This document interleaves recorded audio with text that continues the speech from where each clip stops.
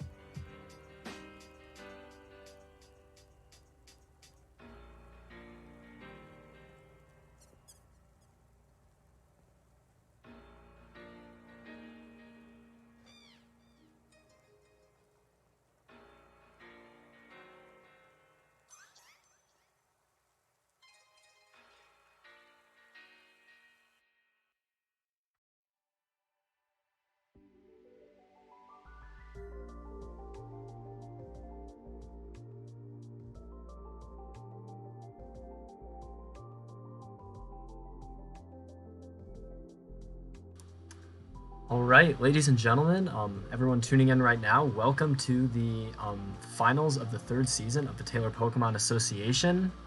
We're bringing you the championship battle tonight here on the Esports Twitch. My name is Zach, and I will be commentating the match.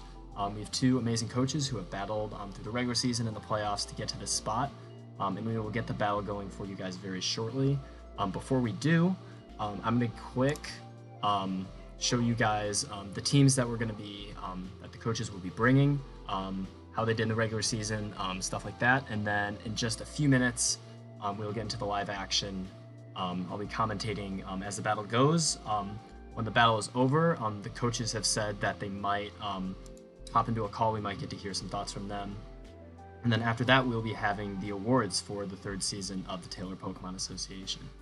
So really excited. Be sure to stick around for everything that's going to happen. It's going to be really fun. We got two amazing coaches coming to battle. So, also, I'm solo streaming, so everything on the technical side is going to be done by me. So if there are any technical difficulties, just have some grace with that. Bear with us, and we'll be doing the best we can with that.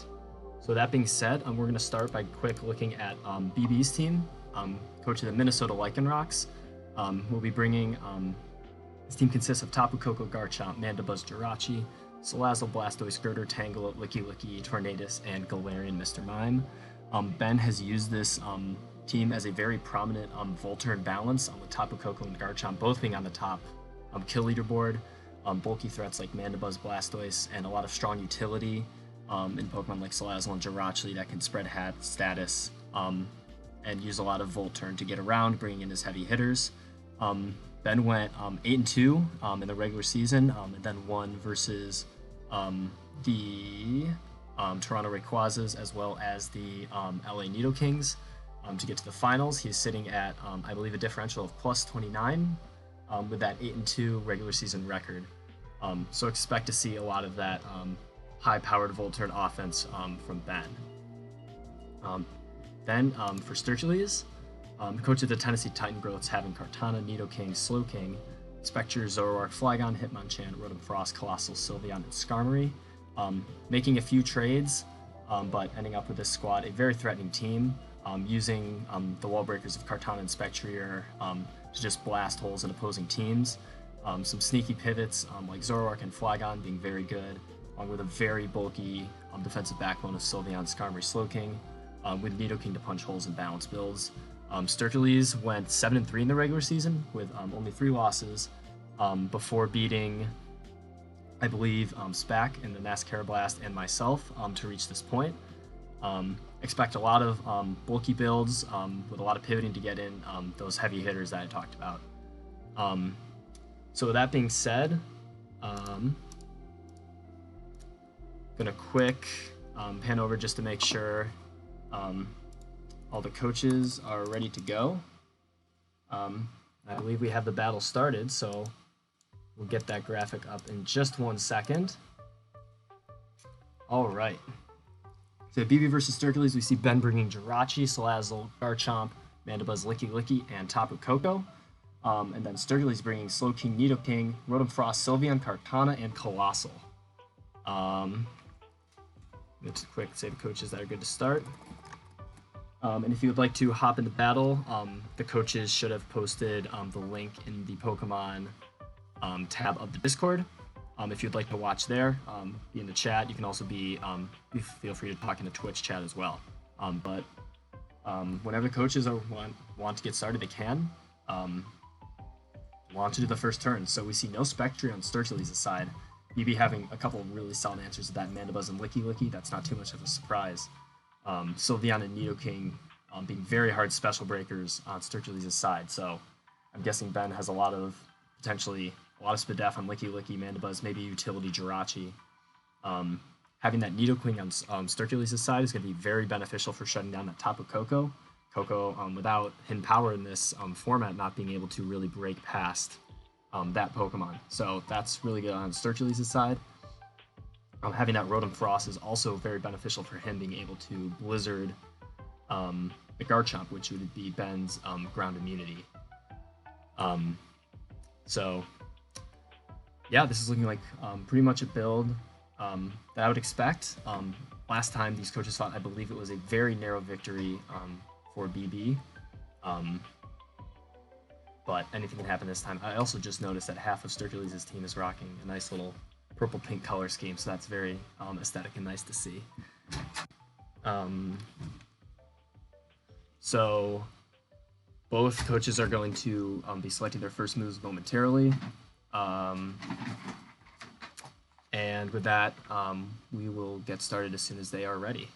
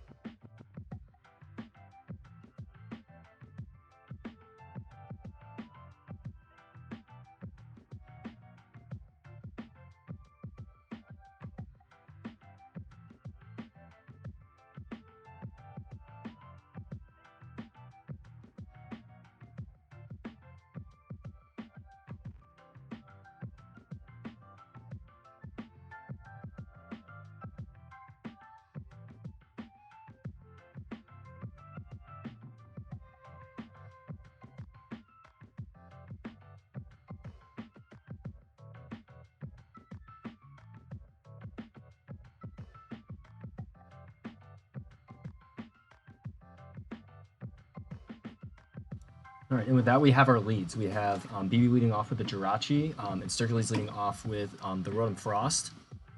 Notably, both Pokemon being able to have momentum moves with U-turn on the Jirachi and Volt Switch on the Rotom. Jirachi having the faster base speed, however, both Pokemon being very notable Scarf users. So this is a very crucial turn to see who stays in and who doesn't, because that could very much determine pace of the game from this point. It will be a lot easier for BB to predict what Sturkleys wants to run, Rotom having a lot fewer coverage options, having pretty much Blizzard, Thunder, Thunderbolt, stuff like that. However, Rotom does have Shadow Ball and Dark Pulse, which can hit the Jirachi super effectively, as well as Will-Wisp. So if Sturkleys elects to go for that, that could definitely cripple the Jirachi. However, he has to risk potential an Iron Head from the Jirachi or other super effective moves onto his Rotom. Additionally, expect both coaches to take their time, as this is the final game of the season, a lot of pressure on, so if moves take for a while. So we do see the Rotom move first with the Volt Switch, doing a decent chunk, about 21%. I'm not too sure of the calc off the top of my head, but that wasn't too much damage. So we do see that Rotom is either Scarfed or it is naturally outspeeding Jirachi, Ben bringing maybe a slower variant. So my guess is we'll see potentially a Slowking, or Sylveon. Likely not Sylveon. My guess is we'll see Slowking come in as something that could definitely take a status, and with the Generator we'll be able to quickly heal off any damage that this Jirachi elects to go for. We could see potentially a slow U-turn from Ben, as we do see the Slowking come in. We do see just an immediate U-turn, 25%, so Ben getting the the momentum on this point, going straight into Tapu Koko. The second highest kill leader in the league is on the field, setting up that electric terrain. My guess is we'll see a U-turn from Ben. I really doubt that he would be running Volt Switch when Sturgis just has Nidoking as such a prominent switch in. It is worth noting that while Rotom does resist the electric, it is really his only other resist to this Tapu Koko, as Kartana having such a low Spidef stat means it is not really a switch into this. So my guess is we'll see a U-turn from Ben, potentially a switch into Nidoking for Sturgis. He could also be something like Wakanberry. I'm not sure if Slowking gets Mirror Coat, so he could try to do some shenanigans that way, but I really doubt that Sturgis wants to stay in. So this is a really good turn from Ben. However, if he does fit out, he goes into Colossal, surprisingly, on the U-turn. Flame Body activates. That is also a very good play.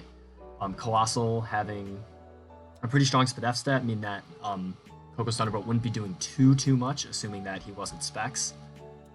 And getting that Flame Body, I believe the 30% chance was not really a gamble for Sturgis, and that safe play really paid off for him, as Tapu Koko is burned. That won't really affect damage output. I doubt Ben has brought a physical Koko. However, that could be some nice residual damage for Sturgis later on in the game, as Ben elects to bring in Garchomp, the other top 10 kill leader on the Minnesota Lycan Rocks. Now this gets tricky for Sturgis because his ground answers on his team. Slowking, my guess, has to have some sort of Fizz Def. Rotom is a decent check to Garchomp, taking the ground move with the immunity due to Levitate.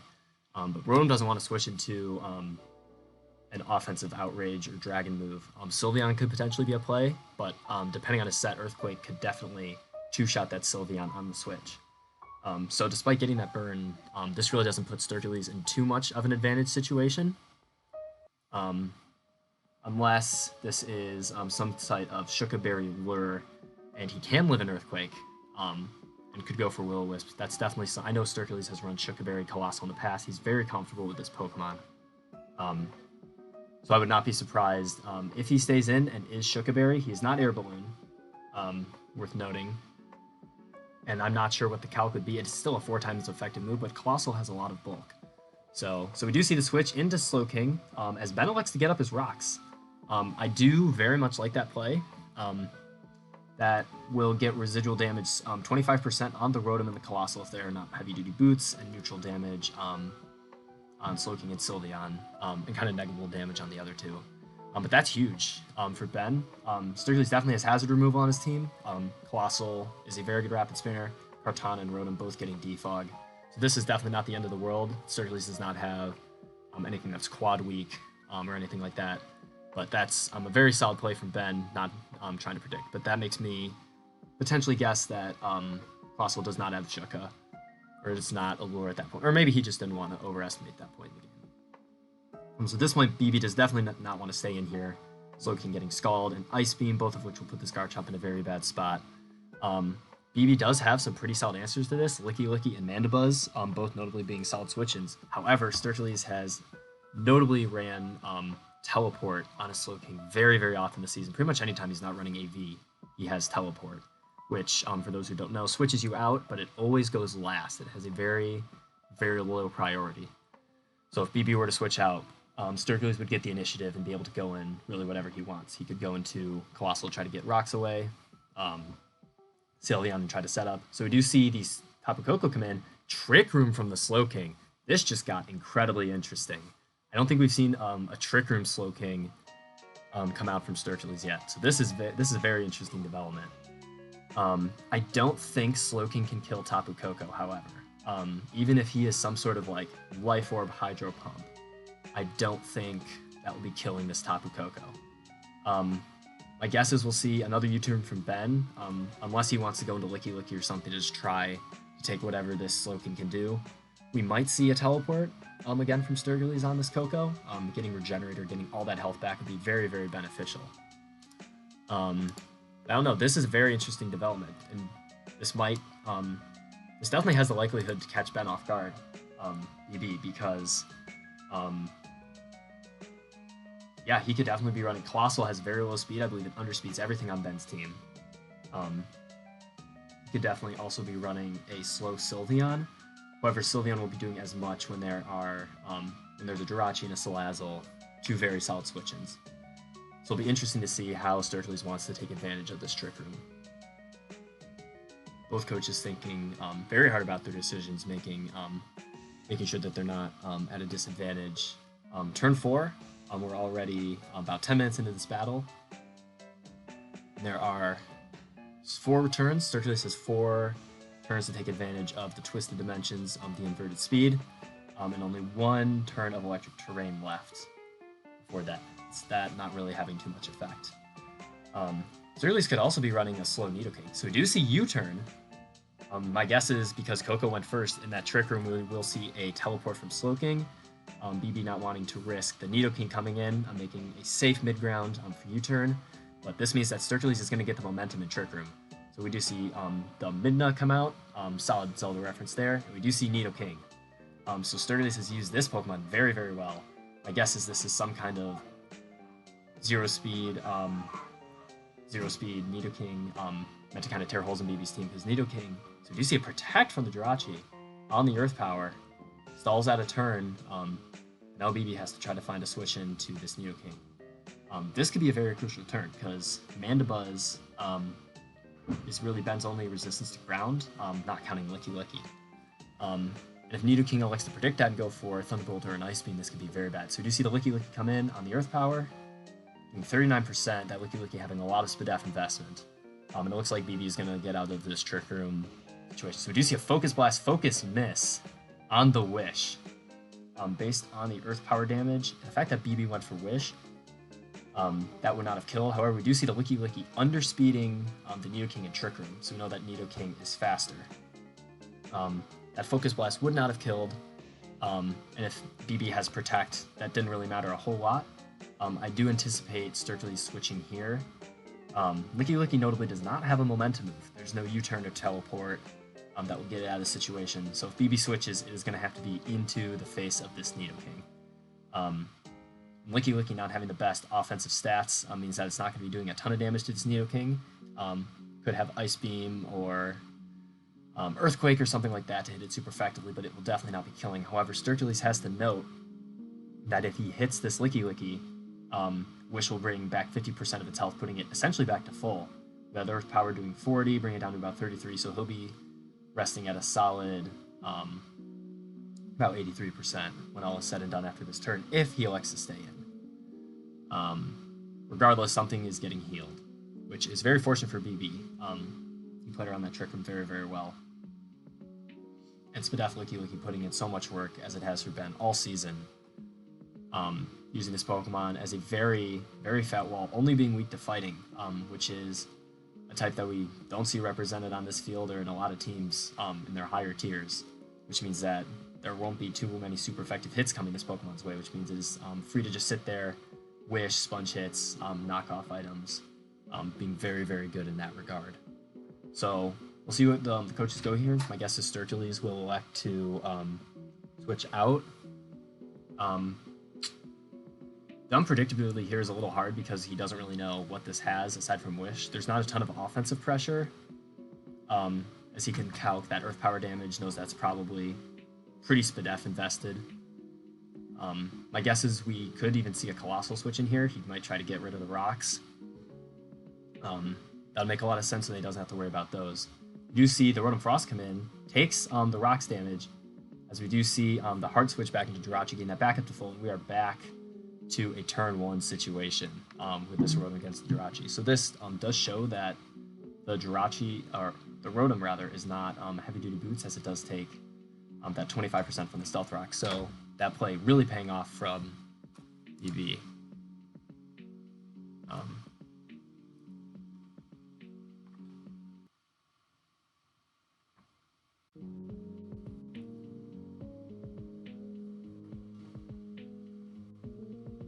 So a few things could happen here. My guess is we'll see a very similar outcome to the first turn. We'll probably see a Volt Switch followed by U-turn on the end of BB's Jirachi.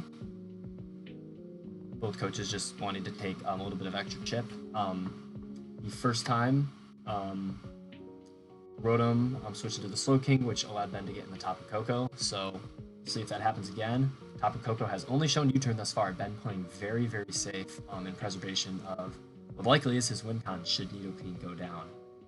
So we do see the Protect from the Jirachi on the Trick. So this is likely a Specs or a Scarf Rotom. Now this play is very crucial because Sturkleys is likely staying in. So BB has to decide what on his team is going to get tricked. So this could go a couple ways. One, he could go into something like Koko or Garchomp that wouldn't necessarily like a Scarf, but definitely can take advantage of it versus Sturkleys' team. He could go into Salazzle, which would give Salazzle a Scarf or Specs, eliminating a lot of its utility, but on the other hand, Rotom would get tricked a Black Sludge if that is what BB is holding on Salazzle, which he has more often than not.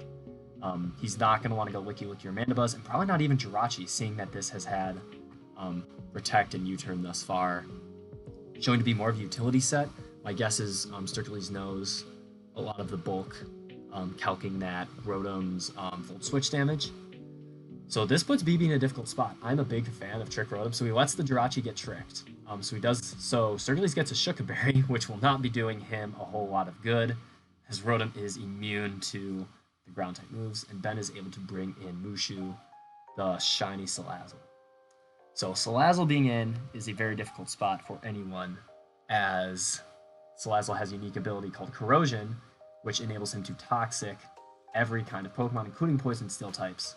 Sturkleys not wanting to risk that on anyone, allows Rotom to get Toxic, and a nice 44% with that Volt Switch, doing almost half of that Salazzle's health.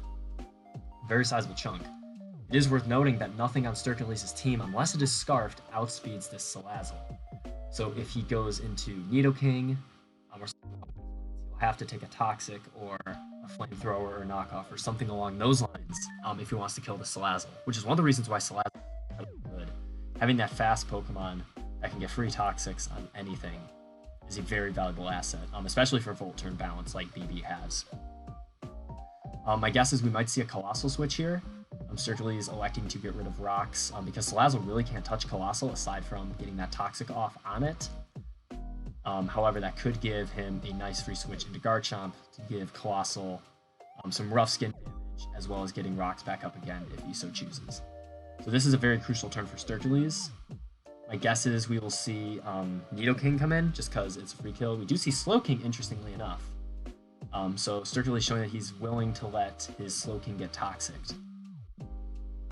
However, he does threaten Salazzle with that super effective Scald or Future Sight or Psychic if it elects to stay in. So if BB stays in here, his Salazzle is probably dead from an attacking move. My guess is we'll see a Scald, trying to get a potential burn on the Licky or the Mandibuzz. So we do see a Protect. Ben running a lot of Protect. So we do see Surf.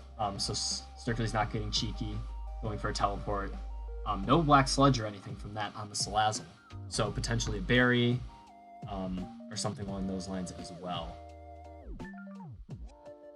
So BB, knowing the Surf is coming, will likely see a Licky switch, potentially even Mandibuzz switch. However, we could see a couple of things from Sturkleys' end. Sturkleys run Future Sight on the Slowking a fair amount, so we could definitely see that. Which could definitely put pressure on some of BB's more offensive mons a couple turns. We could also see a Teleport. He could be cheeky. We have seen Teleport, so he could definitely be cheeky and Teleport, predicting BB to switch and get some momentum that way. So Sturkleys has a couple options here. I'm assuming we'll see BB switch out, not wanting to slack his Salazzle as we do. Trick Room goes up again, so Sturkleys electing for that speed control. However, it's worth noting that this time, because Jirachi has been tricked that Choice Scarf, it cannot go for Protect without switching. So we've seen U-turn and Protect thus far from Jirachi.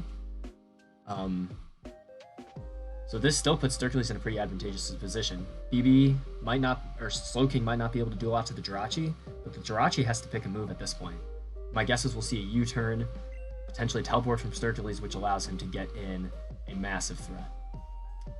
It is worth noting that with this Jirachi crippled with a Scarf, depending on BB's moveset, it might not be able to do a whole lot against Kartana, which, looking at BB's team with that Salazzle weakened, a boosted Kartana could prove deadly if he's able to. So we do see Ironhead, BB going for some of the flinch tactics that Jirachi is famous for, and he's able to get one, slowing that turn out of the Trick Room, and he goes hard into Nidoking, taking that Ironhead to the face. It is worth noting now that with Licky Licky passing that wish to Jirachi instead of itself, it has still taken that Earth Power damage. So with 2 turns of Trick Room left, not seeing Protect on that Pokemon, if Sturkleys goes for that Earth Power and is able to hit a Focus Blast on Licky Licky, there's a solid chance that that Pokemon will die, and then will take the first dead Pokemon in this match. I also see a Mandibuzz. However, that thing does not want to take 2 hits, and Mandibuzz really can't do a whole lot to Neo. So we do see the Mandibuzz on the Earth Power. Solid play from Ben, getting a lot of these 50-50s right. So my guess is we will see a Roost coming out from BB's part, taking the Thunderbolt or whatever Sturkey wants to go for and healing that off, and then switching out maybe to Licky Licky from there. So Sturkey's not wanting to predict and go for any sort of move, and I definitely agree with that play because Licky Licky was shown to be a switch before, and if he did go for that Earth Power, he would have been able to put Ben in a very hard position with Licky Licky being so low and only being able to heal. So we do see the Ice Beam doing 62, a very large chunk of damage. However, Mandibuzz with the Roost and no leftovers. So potentially Heavy Duty Boots, potentially Rocky Helmet. But this Mandibuzz still isn't in too good of a spot. Foul Play will be doing a lot, but if Sturkey's elects to sack his Nidoking for Chip on this Mandibuzz, that again weakens BB's few answers to Kartana, with potentially a knockoff or a Leaf Blade sweep coming in later.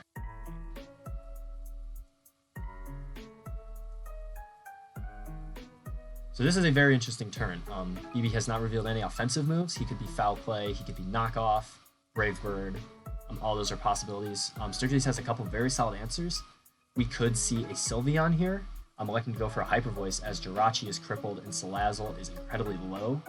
BB's answers to Sylveon are looking a little more crippled.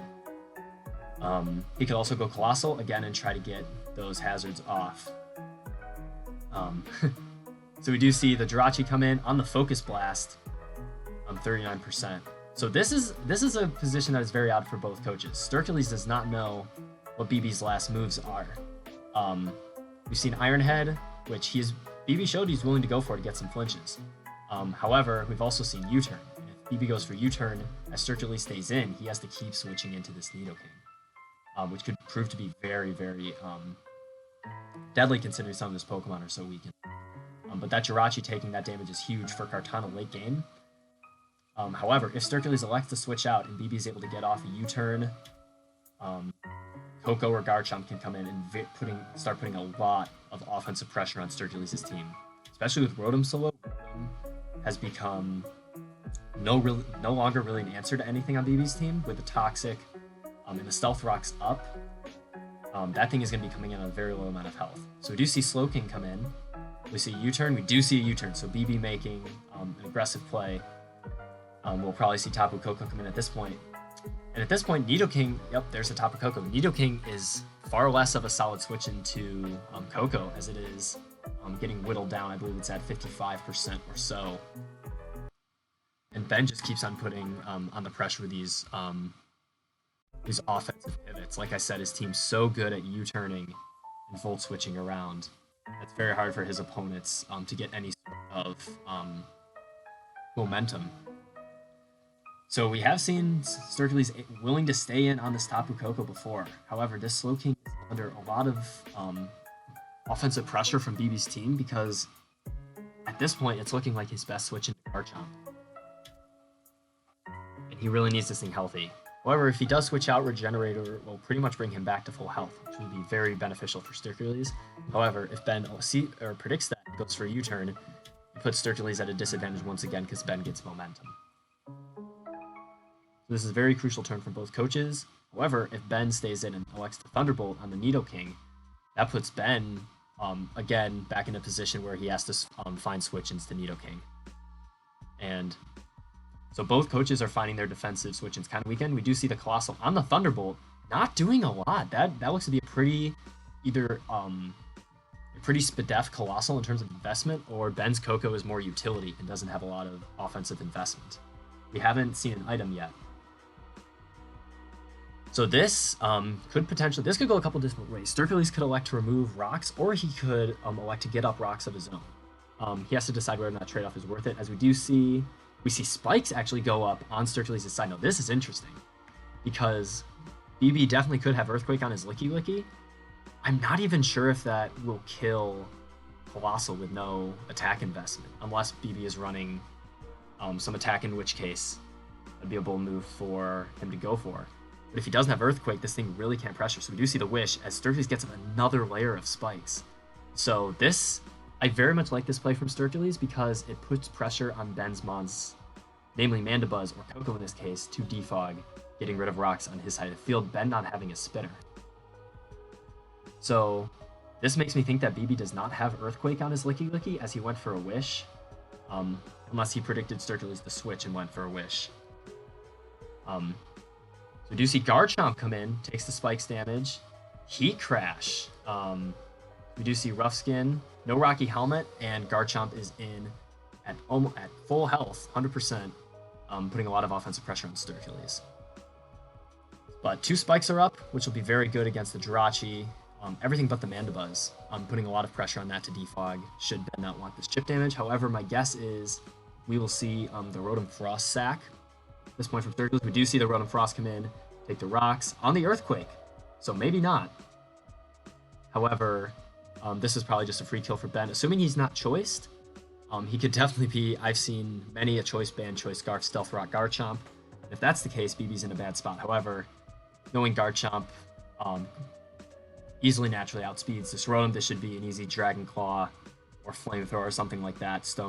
He's not clicking Stone Edge, but he should be able to get the kill on this Rotom pretty easily.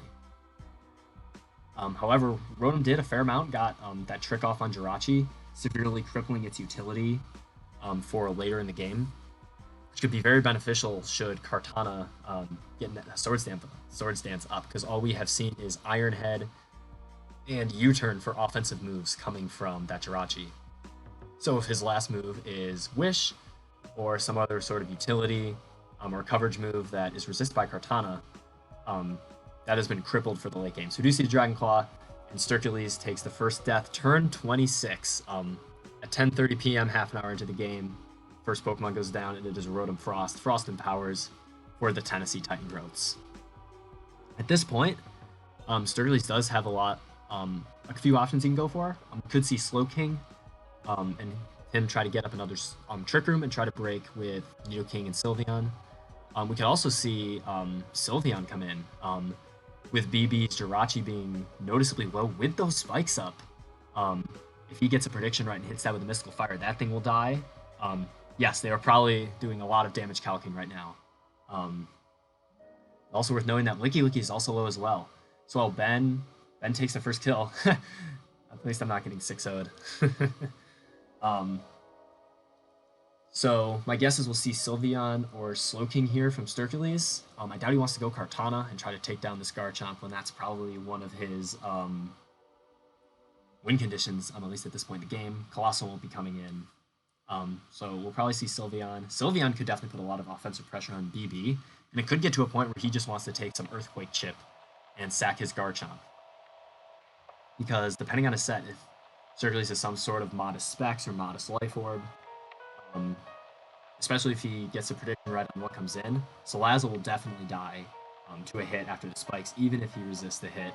Jirachi will likely, if he goes for Mystical Fire, that thing is dead. It can probably take a Hyper Voice, but at that point, he has to lock himself into Iron Head if he wants to kill the Sylveon, or U-turn if he wants to momentum himself out. And if he gets that prediction wrong, that could be very deadly for him.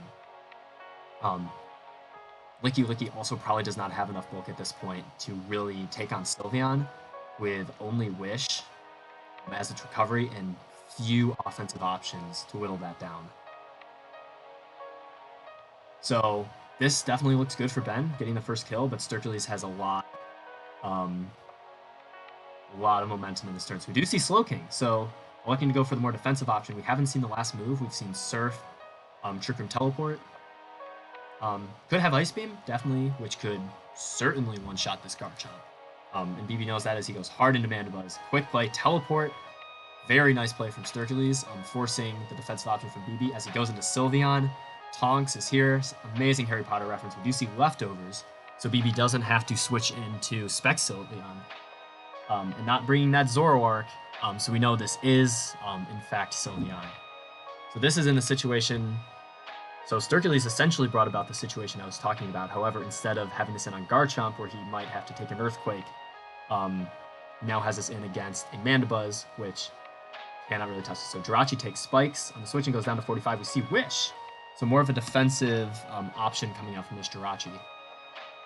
So again, this puts BB in a very peculiar spot. He has to either Iron Head, which even if the Sylveon flinches, it will get back up to full because of the Wish. But if he Iron Heads on potentially a Colossal, the Colossal will get back up to full, and the Jirachi could get burned. However, if he goes to U-turn on this Sylveon, something on his team will have to take a Hyper Voice. So we see Nidoking come in, U-turn from BB, so this Nidoking is going back up to full, which is very, very threatening. So we see Garchomp come in, take more Spikes, Nidoking back up to 94%, which is very, very good for Sturkles. So some very nice maneuvering there mid-game by Sturkles. You see the immediate switch, both players clicking fast. Slowking taking 54 from that Earthquake. My word, that's a Life Orb Garchomp. And it looks like he's going to have to sack. BB putting himself firmly on the offensive here with this Garchomp. Wow. So Sturkles is going to have to sack something here. However, the good news for him, Garchomp at 64 means it is further in range of stuff like Kartana, potentially an Earth Power from Nidoking under Trick Room. However, he's going to have to sack a second Mon to beat this Garchomp. He's not going to bring Kartana, being his win condition. Nidoking will die, Colossal will die, and Sylveon will get 2-shot. So my guess is we could see the Slowking sack. Sturkles definitely could have thought that this wasn't a Life Orb Garchomp, because this is... well, no, he knows it's Life Orb because he Dragon Clawed on the Rotom. So yeah, he just had to sack, BB getting that very advantageous U-turn. However, Nidoking is at full health. The price being that he probably no longer has Trick Room to take advantage of. My guess is that was some sort of mid-speed Nidoking or something, meant to kind of break BB's team under Trick Room. So if he does elect to sack Slowking, he really doesn't have that option anymore. My guess is we could also see a Colossal sack. Colossal doesn't honestly do a ton at this point in the game. It got up Spikes, and if Sturkles is fine having Rocks up on his side, with Colossal down, none of his remaining Pokemon are weak to Rocks. He gets the regeneration on the Slowking, getting that back up to about 2/3 of its health. Then he can bring in Kartana or Sylveon or something along those lines to put some offensive pressure back on this Garchomp. So my guess is we'll either see Sturkles stay in on this Garchomp, or we'll see a Colossal sack. Because Colossal will be coming in on the weak side, taking the Rocks damage. So my guess is we'll see one of those two options happen at this point. So we do see the Colossal, there it is. Heavy duty boots actually, but will 100% die to that Earthquake. So Garchomp finding itself at about 54%. BB will definitely be trying to pass a Wish off to this thing. However, it is very much looking like BB's team is getting very whittled down for Kartana. If this is a Scarf Kartana, honestly, it's looking like Sacred Sword or Leaf Blade could potentially pose a very large threat. Salazzle will be coming in with 2 layers of Spikes being very weak. That will not be able to take a hit from Kartana. Jirachi being Choice Scarf, like I said, is a very tentative switch. Mandibuzz will probably be his best way to take that down. My guess is BB will have Foul Play or Brave Bird or something like that, potentially Heat Wave or Air Slash to take out Kartana. But he still has to find a way to switch in, and Mandibuzz kind of gets bodied by the other 3 members of Sturkles' team. So he has a lot of pressure going for him that way. However, I think Sturkles has to go Kartana here. Earthquake will definitely do a lot to Sylveon. I don't think he wants to take that damage. So he might... I think the reason he's taking so long is because he doesn't know if Kartana will kill this Garchomp. And if he doesn't, he could take a Flamethrower and die. So BB is in a very strong position. So we do see Kartana come in, take the Stealth Rocks. I guess being confident that he'll be able to get this kill. He knows BB is not Scarfed, so he'll definitely be moving first in this situation. He could also be Choice Band, he could be Life Orb. So we do see the safe switch in Mandibuzz on the Leaf Blade, that doing Very, very minimal damage. No Rocky Helmet, which leads me to believe that this Mandibuzz is heavy-duty boots, as we have not seen leftovers. So we'll probably see, if BB has U-turn, this is a very, very good turn for him, because he could force this Kartana out U-turn back into Garchomp, and probably claim another kill. However, if he does not, and Sturkleys gets in potentially Slowking, or even Sylveon. Sylveon could be a very good switch in here. My guess is we'll see that hard switch from Sturkleys coming out. Because Sylveon will be able to resist any dark move coming in from this Mandibuzz. Doesn't really mind a knockoff too much, as it is only leftovers. And we'll be able to put on a lot of pressure with Hyper Voice, as we do see the Sylveon come out. U-turn, BB does reveal the U-turn. We see Garchomp. We could see Salazzle come back in. I would not be surprised if BB likes to go with Salazzle. I doubt... Honestly, BB really has a lot of freedom to go really whatever he wants on his team. He could go to Licky Licky and try to get a Wish off, go to Jirachi, put pressure on with an Iron Head and U-turn, or go to Garchomp. So we do see the Jirachi taking the 2 layers of spikes. This is a very crucial 50-50. So if Ben elects to U-turn and Sturkleys stays in, BB might have to pick a sack. However, we do see the Slowking switch on the Iron Head, so Sturkleys wins the 50-50 here. And this could be very bad for BB if Sturkleys is able to get up this Trick Room. Jirachi is locked into Iron Head. And unless he wants to try to Iron Head flinch this Slowking down, which he could do, he is a Jirachi. Trick Room will be going up, and Nidoking could be coming in. So we do see the Licky Licky not wanting to go for the double into... Oh my word. That was a very ballsy play from Sturkleys. When Jirachi was locked into Iron Head. Yeah, I very much like that switch. Even if Jirachi would have gone for the Iron Head on the Kartana, Kartana having a very good Fizz Def stat and being able to resist that Iron Head, it would have been doing a lot. So that really covered both options in that turn. However, in that sense, BB now has to find an answer to Sacred Sword, which I don't know if you want Coco coming in on what's potentially a Smart Strike or even a Sacred Sword. That could potentially die. It'll be Neutron Mandibuzz. Mandibuzz having already taken that hit, not roosting up. Depending on the spread, that could 2-shot. Garchomp will probably get 2-shot. Salazzle will definitely die. And Jirachi will die as well. So Sturkleys has maneuvered himself back into a position where he can win the game. You see the Smart Strike doing 35% on the Wish. This is where it gets difficult. So Sturkleys is Choice Scarfed. He is forced into Smart Strike again. Which Licky Licky can live. He can get potentially knockoff or something, maybe even a fire move off on this Kartana. However, if he has Sacred Sword and BB stays in, this is probably a dead Licky Licky. We do see Salazzle. Knockoff kills the Salazzle. Sturkleys gets a kill. Wow. That was a very good prediction by Sturkleys. So he nabs a solid kill on that Salazzle with the knockoff, getting the Beast Boost. And neither coach will be 6-0'd in this battle, ladies and gentlemen. So that was a very crucial play.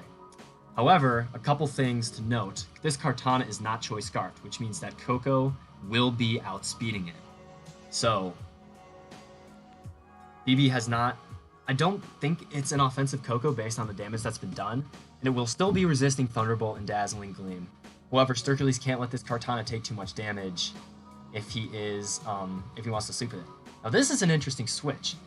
So, the Smart Strike definitely did negligible damage on this Mandibuzz. However, he is at +1 and has, I'm assuming, what is Sacred Sword.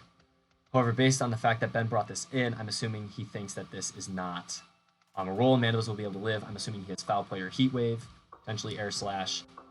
However, just like with the last turn Mandibuzz was in against Kartana, he can U-turn.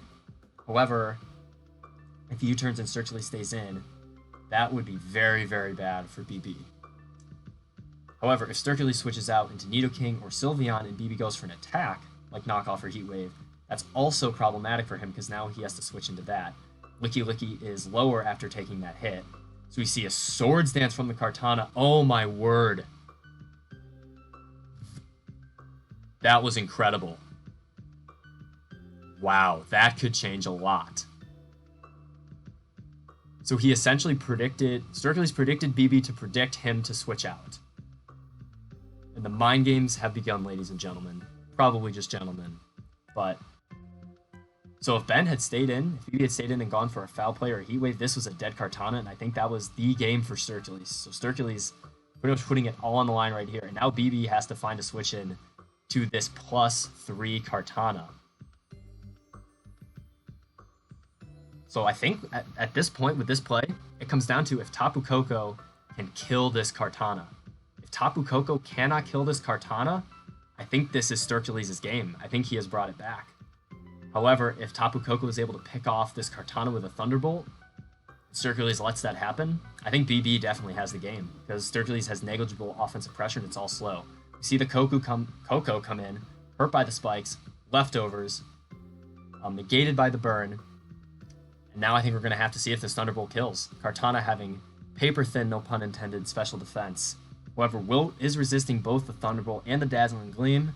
Koko not having hidden power in this format means that no hidden power fire. We see U-turn getting a little bit of chip. I actually like that play from Ben.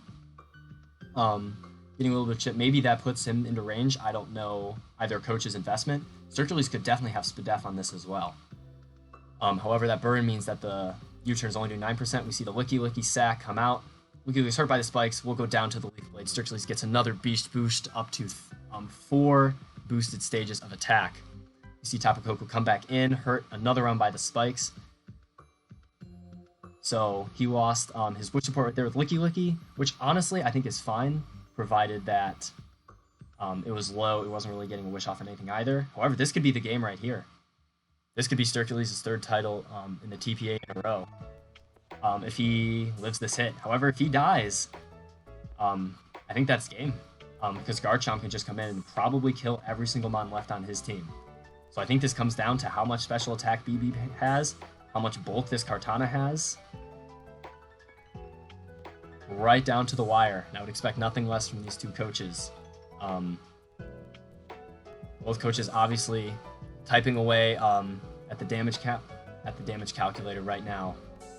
That was an incredibly ballsy play from Sturkleys, that Swords Dance. I'm pretty sure if BB hit any other move on his Mandibuzz, if he hit Foul Play, if he hit Heat Wave, whatever he had, I think Sturkleys' season was done. But that was a very ballsy play. Yeah, no, I have no idea what the roles are. We haven't seen an item, I believe, on Kartana. This could be an Assault Vest Kartana. Not even gonna lie. We haven't seen Life Orb. He switched up his move, so he is not choiced. Could be Expert Belt. That I'm not exactly sure what the calcs were, but I don't think Ben can know that because he hasn't gone for a super effective move on any of his Pokemon where he can gauge that damage. So this could be an AV Kartana. We could see potentially a screen from BB, although I don't think. Oh, it has SD. That is correct. So we do know pretty much the Kartana set. So he will be having to take this Thunderbolt raw, no boost. 68%, Koko at 62. It all comes down to this. BB really can't switch anything in. Everything is in range. Garchomp is not Scarf, so it won't be outspeeding Kartana. So if Koko goes down, Kartana wins. If Kartana goes down, Garchomp outspeeds Sturkleys' entire team. And I believe everything is in range. And if not, Mandibuzz will be able to do a lot. And the Thunderbolt kills. The Thunderbolt kills. Wow. 68%, not sure what that roll is. However, this game is not over. I definitely think it was over if that Thunderbolt did not kill. However, Sturkleys still has a full health Nidoking. Still has that Sylveon, which can probably live at least probably just one hit from that Life Orb Garchomp. BB still having that Scarf Ironhead Jirachi, which is always a win condition as long as that thing is still alive. Sturkleys now having 3 Pokemon to Ben's 4, Jirachi being low, Mandibuzz having taken a hit, and Garchomp being low, taking Life Orb and Spikes. We see the Sylveon play on the U-turn. Now that's an interesting double from Sturkleys. My guess is he didn't want Nidoking in, potentially on the Mandibuzz, allowing it to roost. And my guess is from this range, Sturkleys knows that he can take an Earthquake from Garchomp. I don't really know any other reason why he would have switched into Sylveon. when BB's Garchomp is still alive. So now BB has to probably play more mind games with Jirachi and what that Pokemon will be going for with the Choice Scarf.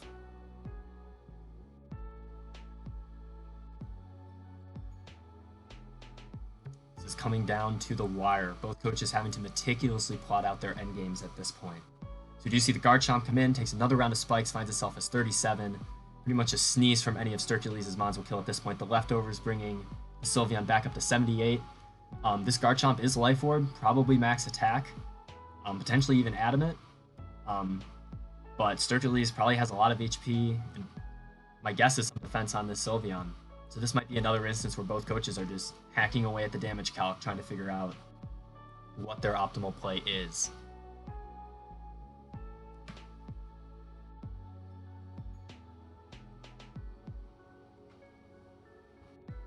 However, if BB does elect to preserve this Garchomp, not wanting to risk an Earthquake roll, he has to sack something. Koko, Mandibuzz, and Jirachi, I think, will all die after spikes to a Hyper Voice. So I think something dies here. We do see the Protect on the Earthquake, getting a little more leftovers recovery, bringing it up to 84%. BB electing to stay in for the Earthquake. I think that was a really good play by Sturkey's. I think there was a little drawback to that. However, if BB would have gone Jirachi, that definitely could have spelled some trouble for him. That would have brought the game to a lot of mind games. Jirachi going for Iron Head and doubling. You see the Earthquake living on 8%, and he's able to get the kill with a Hyper Voice. Wow. Narrowly living that hit. And at this point, I think BB has to rely on Mandibuzz winning this game. As in addition to the Scarf Iron Head. So this Sylveon is very weak. However, it will not die to rocks. It will be at 2% if it comes in on the Stealth Rocks. Also having the Protect can get that potentially back up.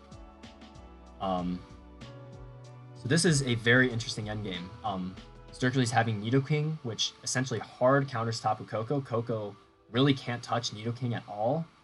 And he still has... BB still has that Iron Head win con on that Jirachi. However, Slowking with the Regenerator will be pretty high, and he will have to get a good amount of Iron Head flinches in order to win this game. However, that is not out of the question when you have a Serene Grace Pokemon.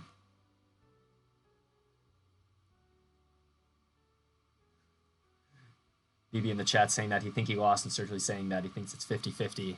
I definitely think there have been so many 50-50s in this game. I definitely think it is still any coach's game.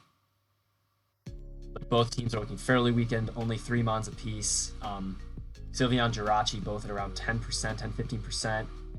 Nidoking looking at full health, but Koko and Mandibuzz are on the weaker side. Koko, unless it has Roost, will be looking very low for the remainder of this game. The nice thing is for Sturkey's, if BB elects to go Jirachi, he does have that Protect. So BB has to lock himself into Iron Head, and if he is going to take advantage of that situation, BB is going to have to double in order to put offensive pressure on Sturkey's team. However, there's not a lot he can double into. Nidoking will be putting a lot of offensive pressure on that Mandibuzz, and Mandibuzz likely won't be able to kill it. We do see the Koko come out. Probably see a Protect from Sturkey's just to scout what BB wants to go for as kind of a fail-safe move. But again, I think when you have I think BB's gonna have to U-turn here. My guess is he'll click Thunderbolt on the Protect, Dazzling Gleam on the Protect. All right, Potato, and then we'll probably see. I think we're gonna see a U-turn from Ben here, and I think we're gonna see a switch into Nidoking rather from Sturkey's. Both teams playing it safe. Probably going to Mandibuzz and try to whittle that thing down, potentially for a Scarf Iron Head sweep. I think it's gonna have to come down to Jirachi for BB. Potentially that Scarf coming back to bite Sturkey's a bit in the end. Maybe not as much because his team is pretty slow at this point. But we do see Thunderbolt. He stays in, lets the Sylveon die, so BB taking the differential lead slightly, at least for the current time. We do see Nidoking come in at a nice ripe 82%. And Ice Beam will probably take out this Koko. In all honesty, I think BB has to sack here. Jirachi will definitely die with spikes to any Nidoking hit. Coco will go down, and Mandibuzz will probably get 2-shot. So I think BB has to pick a sack, and I think he's going to have to go for a Jirachi Iron Head sweep, which I think plays out for him sacking Mandibuzz, going Jirachi, and keeping Tapu Koko alive, because this can still heavily damage that Slowking, and then trying to whittle this Nidoking down with Jirachi to the point where he can kill it with Dazzling Gleam, and then try to knock off the Slowking with an Electric-type move. I think that is BB's endgame at this point. Sturgily's, on the other hand, I think just has to click moves that take out Mandibuzz. I think at this point he just has to pray to the Hax gods that be that Iron Head will not take this championship from him. Regardless of what happens from here on out, I don't think we could have asked for a better championship game. This has been going back and forth. Last championship game between these two teams was fairly one-sided. Sturgily's getting a nice little sweep and cleaning off the game pretty quickly. However, we are on turn 46, 50 minutes into the battle. It is now 3-2. Both teams and both coaches thinking very hard about their next decision. Like I said, I think it's very much going to have to come down to BB getting some Iron Head flinches. We did see it do so we do see the Dazzling Gleam 20%. Thunderbolt does not take out the Koko. So he'll have to eat another Dazzling Gleam for his troubles, which I don't think is the end of the world. However, worth noting is, with Electric Terrain still up, this Thunderbolt into Mandibuzz will be doing, I believe, 1.3 times the amount of damage it normally would. So he's going to have to take that hit with Mandibuzz, and then try to kill this Nidoking. Something worth noting is that the last Iron Head onto the Slowking, I believe, did 11%. I believe Slowking will be coming in at about 66 or so percent. So BB's going to have to get, I believe, 5 or so flinches in order to whittle that thing down. And I think Surf from Slowking, anything Sturgily's can break through, will kill the Jirachi. You died a burn, yeah. So Sturgily's forgetting, not forgetting, but the leftover saving BB despite the burn there. So he's going to have to take another Dazzling Gleam, which I don't think matters in the long run. I know Tapu Koko will die regardless this turn. The only way that this could potentially matter is if Sturgily's only gets 1 turn of Electric Terrain to boost his Thunderbolt against the Mandibuzz. However, I don't think Mandibuzz can Roostall a Nidoking regardless. I think Thunderbolt would be doing too much, and I don't think Foul Play or Knockoff or even Brave Bird will be killing at this range with the bulk that we've seen so far.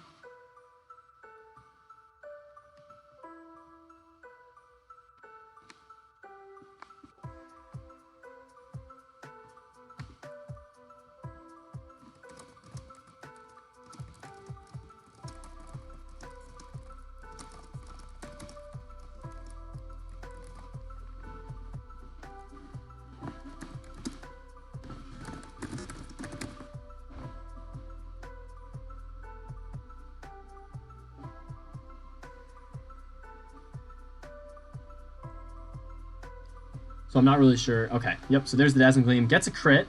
A little bit unfortunate. Sturgily's picking off the Koko with a Thunderbolt, getting another kill for his Nidoking. I don't really think that crit mattered a whole lot. It actually... Crit might have sealed it. So this... So BB's saying in the chat that he thinks the crit sealed it for him. Yeah, this gets interesting about now. So... He still will be hitting this Mandibuzz with a Thunderbolt. Still, I don't know. I think the Nidoking does outspeed the Mandibuzz. I'm going to go back real quick in the battle and look. So, outside of Trick Room,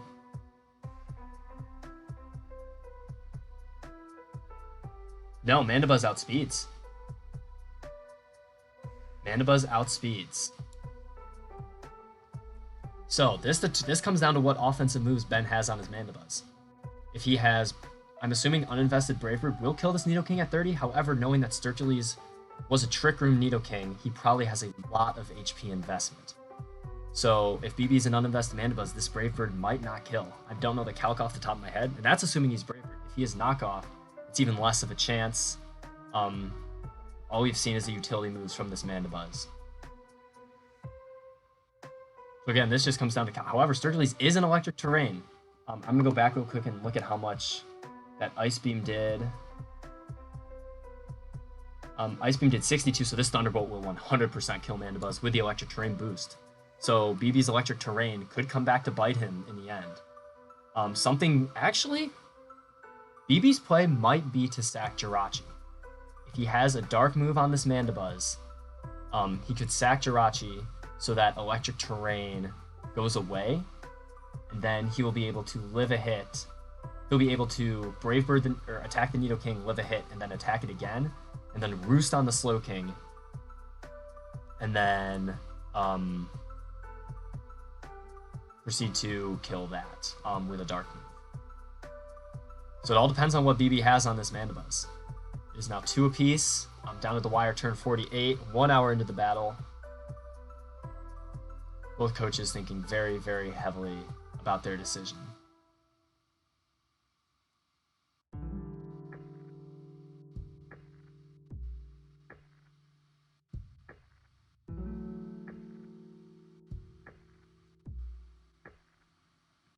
I sincerely think if BB's Mandibuzz has a way to kill Slowking, I think his play is to sack Jirachi to get out of electric terrain, because we saw the Ice Beam do 62%. Foul play kills. I think BB has the game. However, we have not seen the last move on the Slowking. We have seen Surf, Teleport, and Trick Room. We've not seen the last move. If it is a recovery move, without the crit out of foul prey range, Sturgis says. So I think that crit seals the game for BB. I'm trying to think of a move that Slowking could have to beat this Mandibuzz. Ice Beam won't be doing a lot. Foul play, he is Colbur. That does 18. You see Trick Room, a good move from Sturgis. He can outspeed. However, I think BB just to solid this out. You see Surf. There's the foul play.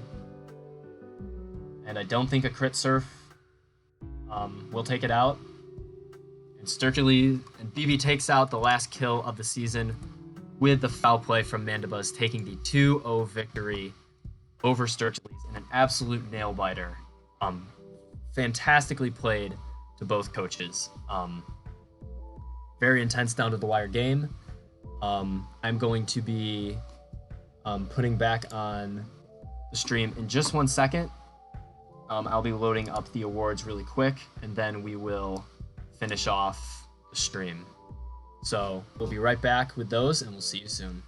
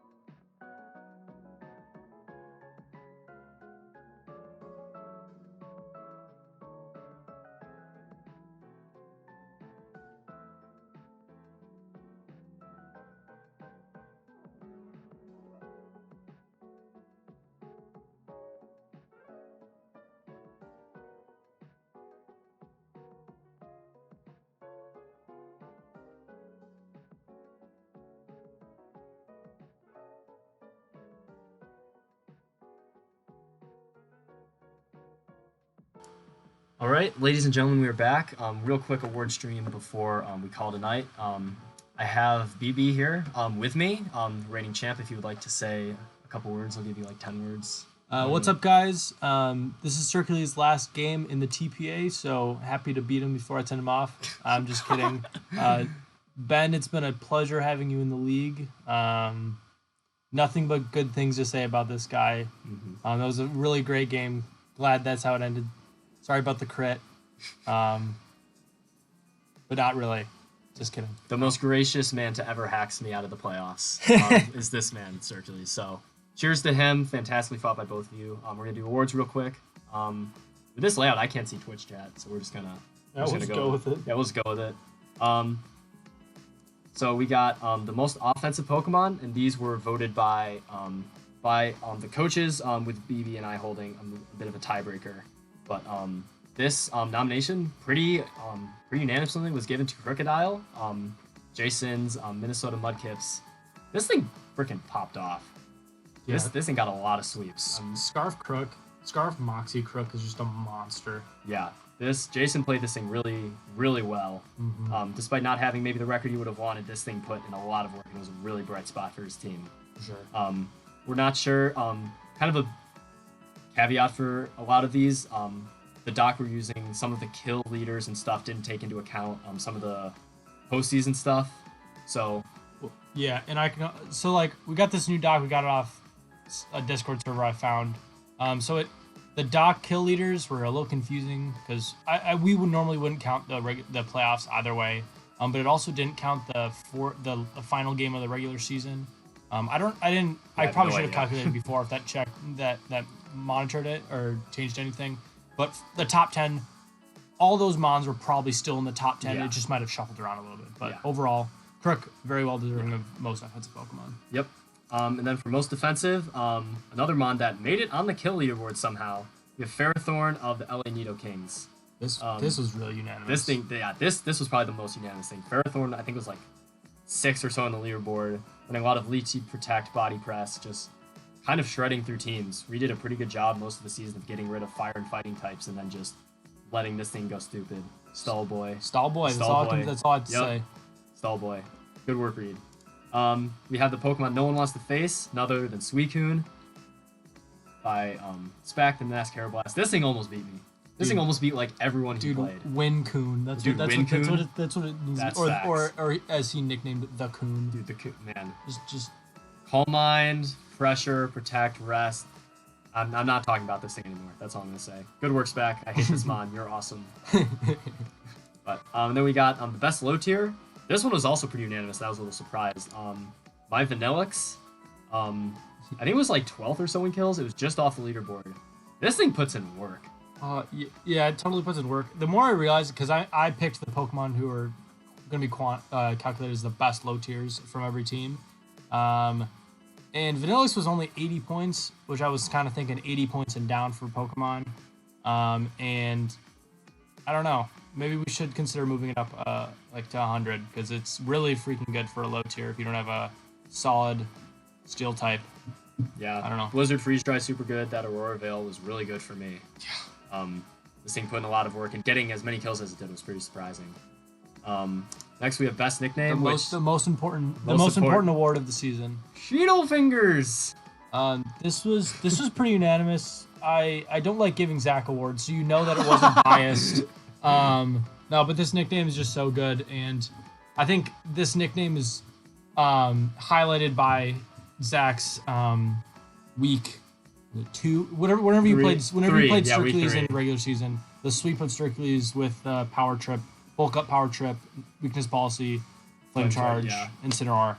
Such a great set, and obviously very solid mon, and a great nickname. For those of you who don't know, Super Smash Bros. Ultimate, look up Mars, a very good Smash player.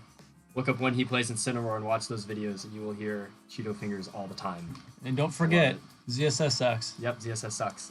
Next, we have most improved coaches. We try to give these to 1 or 2 coaches who either came into the league not having the best season and really popped off, or new coaches who ended up playing really, really well.